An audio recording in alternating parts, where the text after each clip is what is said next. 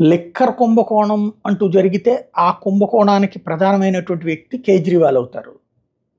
ఆ తర్వాతన మిగతా వాళ్ళు అవుతారు. కానీ కేజ్రీవాల్ ఒక్కడికి బెయిల్ వచ్చింది. సిసోడియా వీళ్ళు జైల్లోనే ఉన్నారు.